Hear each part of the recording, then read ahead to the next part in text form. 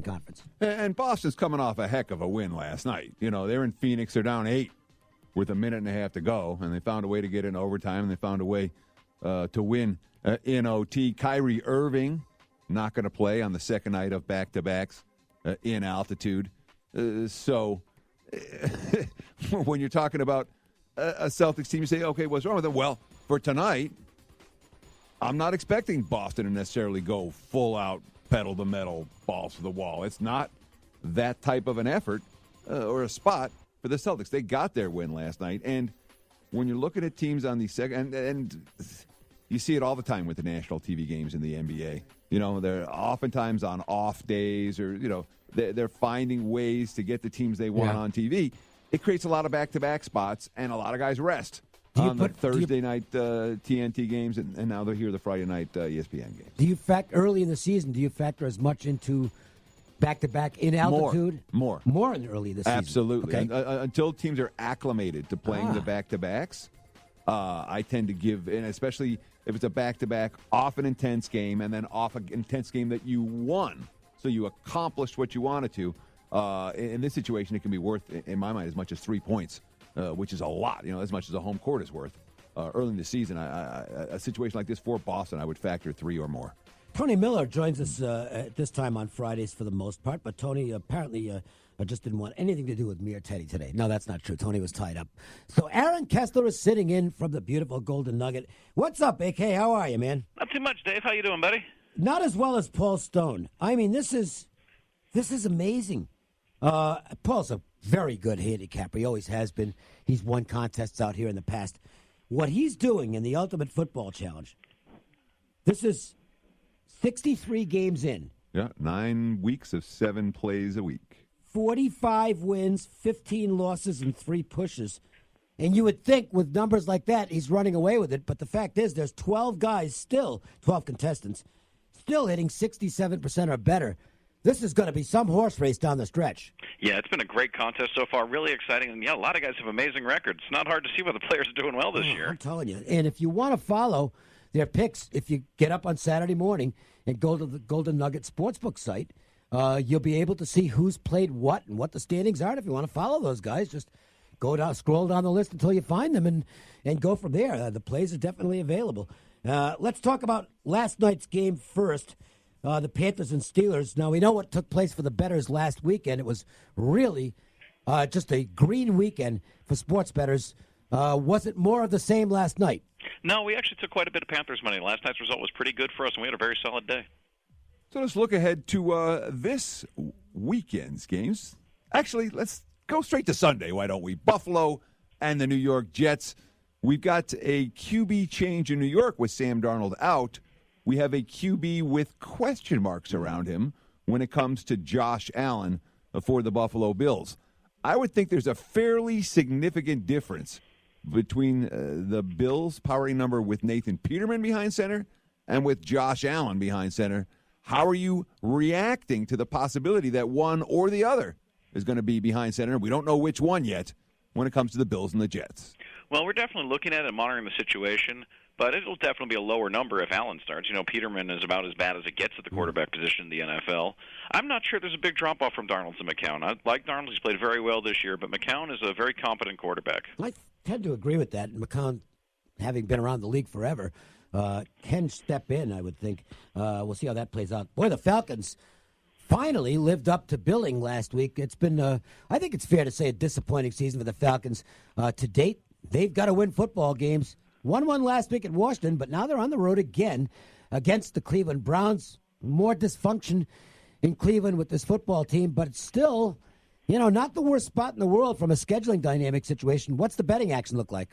Well, this game, it's a typical Cleveland game. We're looking for Cleveland money. It's been a lot of Atlanta parlays coming in so far, but it's a big number to lay on the road, so I do think we'll see some Cleveland coming in. The Falcons are not the Chiefs. Yeah, was the Chiefs beating the Browns the single worst result you had last week? It certainly didn't help. We had a lot of straight bets come in on the Browns, actually. We looked for some money on the Browns, and we got it, but every parlay ticket in the world had the Chiefs on it. Yeah, and I would imagine you'll have a fair few parlays with Atlanta on it this week. Speaking of parlays, the New Orleans Saints have parlayed their way into front-running spot in the NFC. After 2 weeks in, we were talking about what's wrong with them. This team's falling apart. What have they won and covered now? It would be 6 in a row for New Orleans.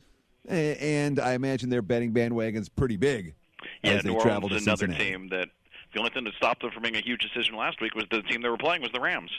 But, New Orleans, the team that's been a bettor's favorite. They've been a bettor's favorite for years, ever since Sean Payton. Is this going to be one of those games where the sharps come in on Cincinnati looking at the scheduling situation for New Orleans? By the way, update on the Saints, Des Bryant, apparently a torn Achilles tendon in practice today, so it looks like that's over for him in a hurry. No A.J. Green for the Bengals, though, and I think that's going to impact the way people bet that game, isn't it? Yeah, that's a big weapon to be missing. But, again, it's a home dog, so you will see some sharp money come in on Cincinnati. The Redskins and Buccaneers, Washington flat last week. Look, I guess if you look at the standings, well, it's not so bad.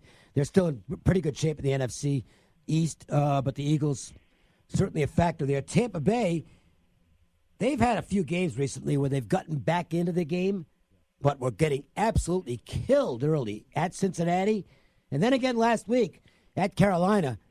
I don't know. I mean, I'm not telling people run to the window and bet the Redskins here, but I would find it hard to bet a Bucs team that has been hopelessly outplayed in the first half of the last 2 games.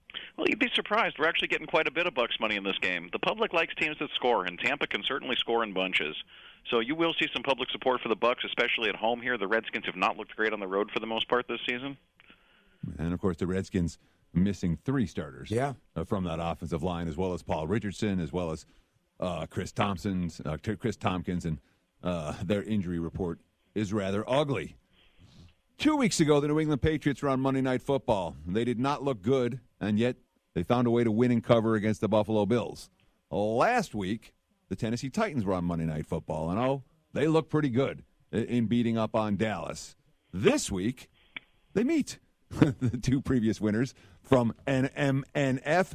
I know the Patriots are a big public side generally, but is the fact that Tennessee played so well in Dallas on Monday night, has that affected the betting action down at the Nugget at all? It has not. It's all Patriots all day. The public loves them some Patriots, and they're getting a chance to take them, laying less than a touchdown against a Tennessee team that's not particularly potent on offense. That has been a familiar refrain with the Patriots for about 15 years now, and they keep on paying their backers on a regular basis. So, I kind of like Tennessee in the game, which means I'll leave it alone.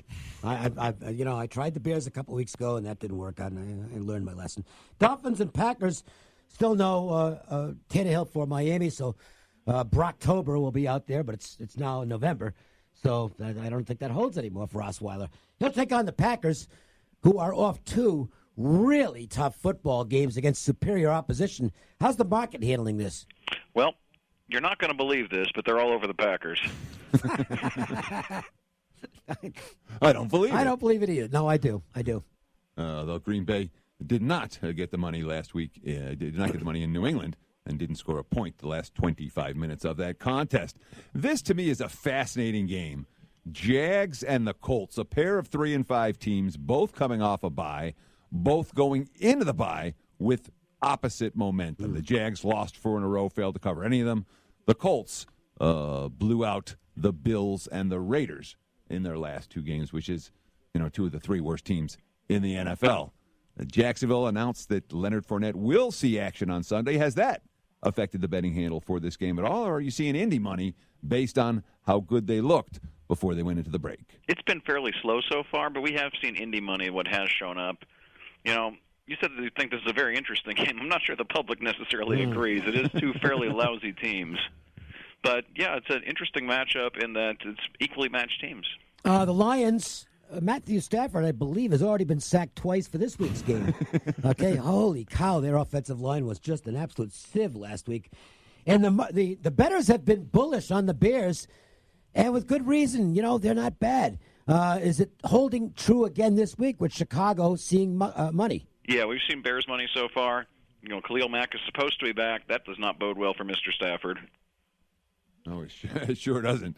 So, Kansas City has been your nightmare this year, I have to think. The Chiefs, if not I think you've lost more money on Kansas City than any other team. as a sports book, wouldn't you say? I think that's fair to say, yeah. Sure. So this week they're in, I'm not going to call it the mother of all bad spots, but, they've got a non-divisional game at home, and next week they're against the Rams in Mexico City. What are you looking at, Arizona KC? Can you convince anybody to take a flyer on the Cardinals plus the points coming off the bye week? Yeah, we've gotten some Arizona money here, and one thing I think is interesting is Kansas City's defense is not great. So they're going to get their points, but Arizona might be able to get a few touchdowns and hang around in this one. The Chargers and Raiders, I'm going to cast my vote for this being the most lopsided betting game of the week. I think the market's going to just flat out give up on the Raiders at this point.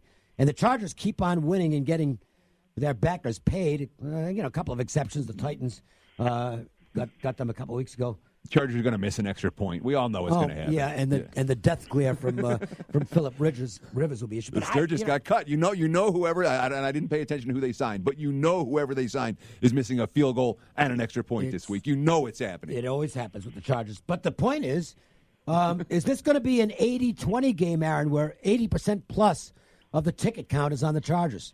Oh, I think 80-20 might be a little bit low, although we have got some Raider money so far. It is still double-digit home dog, and that's something to be said for that. The Seahawks and the Rams, apparently the wildfire situation in L.A. has affected practice for both of these teams. The Rams, I know they were talking about no practice today. Are we seeing the impact of that on the betting markets, or are they just looking at power ratings and not worried about guys that are thinking about their homes burning down? Not too much. I think people are maybe taking a wait-and-see approach here as far as the fires go. But I do think that you may see something on that. Once the narrative goes public, you start to see it just a little bit. I'm surprised this state is. I guess the Cowboys still have market appeal.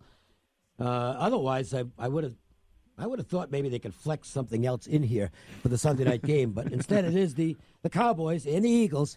And at this we're not talking Chargers Raiders here. But the Eagles are going to get most of the tickets in this game, aren't they?